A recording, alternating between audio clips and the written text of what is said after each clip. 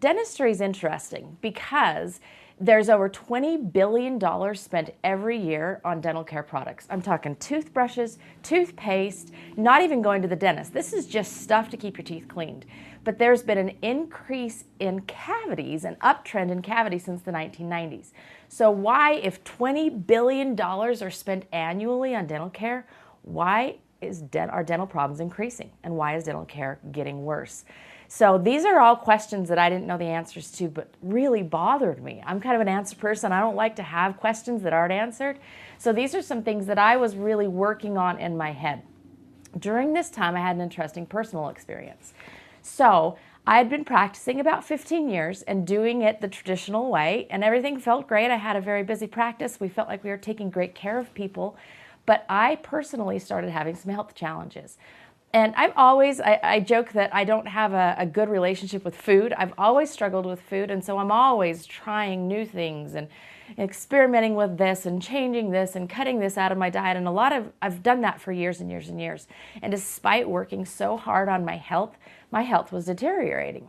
Things were getting worse, and I was not feeling well, to the point where I wasn't remembering things about patients. And I used to be able to look at an x-ray and I could tell you who that was, even if I hadn't seen them in months and months.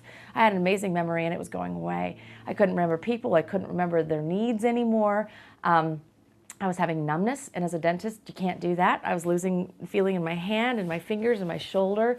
And I was really concerned that I was going to actually have to give up my profession. In fact, I was going down that road. I was actually looking into selling my practice and figuring out something else to do in dentistry.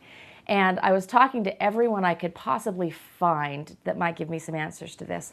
And finally, I was talking with a colleague in Pennsylvania, and he said, "You sound exactly like me." And I said, "Okay, well, tell me what you did." And he had an interesting story, actually. He'd had a lot of the same symptoms, and he went to doctor after doctor after doctor after doctor, and I was doing the same thing. And they diagnosed him with some rare disease that only Italians get. And anyway, it was so off the wall that he knew that couldn't be the answer. So he continued to research and found that he actually had mercury poisoning. And he said, "You sound just like me. You really need to look and see if you have mercury poisoning." So I thought, well, why in the world would I have mercury poisoning? I don't have any mercury fillings. And he said, "It's not the mercury fillings you have. It's the mercury fillings that you drill out every single day." Now, why in the world it had never occurred to me that that was an issue, I don't know. But I'd never thought about it. And going through dental school, being in the dental profession, nobody says a word about this. So in case you think that dentists are just hiding this and trying to get people not to understand what might be going on, we don't know. We haven't been taught this. No one talks about it. In fact, if you talk about it, you're pretty much labeled as a nutcase and you might lose your license. So it's really something that people don't know about in dentistry, dentists included. So I was tested, and sure enough, off the charts mercury toxicity. So I went through a lengthy detox process. And as part of that detox process, the doctor shared with me that I could not continually be having more mercury added to my system, or there was no way I was going to get better. So what I had to do was rapid fire. I had to learn how to remove mercury fillings safely so that I wasn't constantly being exposed to those things. So as I learned and went down this pathway, I started asking myself questions.